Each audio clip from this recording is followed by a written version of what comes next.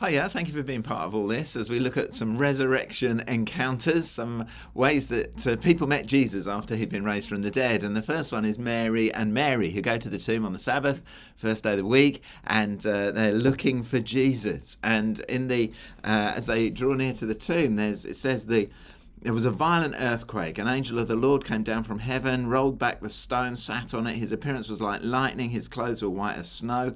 The guards were so afraid of him, they shook and became like dead men. But the women didn't, because the women were used to the supernatural. They had experience of the supernatural. And it seems to me that the more we get used to the presence of the Holy Spirit, the more we live with the Spirit, the more we see the Holy Spirit do, the more comfortable we are with the manifestations of the Spirit, whether that's in power or whether that's in something very emotional or whether that's something that just puts us out of our comfort zone.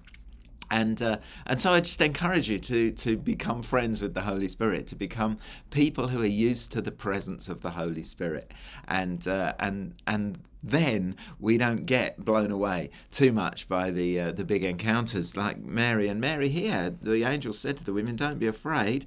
I know you're looking for Jesus." You see, in all the encounters, all the mess, all the noise, all the light and the radiance, and they were looking for Jesus, and so they would be saved spiritually, because they were looking for Jesus. And again, I think in all the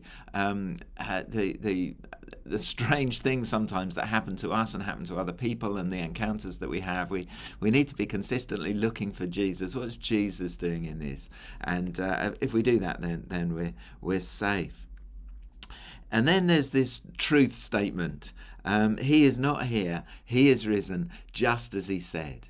And I know some preachers, some particularly well-known ones, say that this is the key to the whole thing, that Jesus predicted and then did it and lived to tell the tale. And, he predicted his death, and then his resurrection, and he pulled it off. And that makes him unique. That makes him one who is worth listening to, worth following. That authenticates his claims. And for Matthew and for Mary at this point, it does that. And so I think that's hugely significant.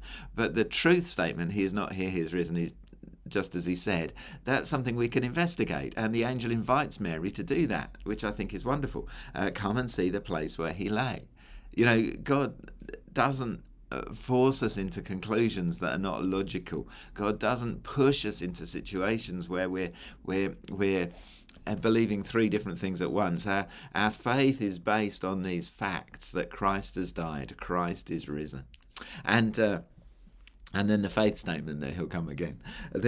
So there's this bedrock of fact underneath all of our faith, and that's vitally important as well. And then there's the commissioning. Go and tell his disciples.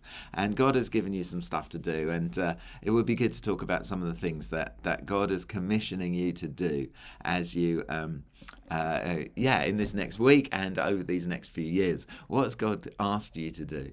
And then there's the whole thing about why you believe this. And one of the reasons is because it's the testimony of the women. And God entrusts the women with his message. And even though it wouldn't stand up in court, Matthew is keen to point out, as are the other gospel writers, that it was the women who were there first.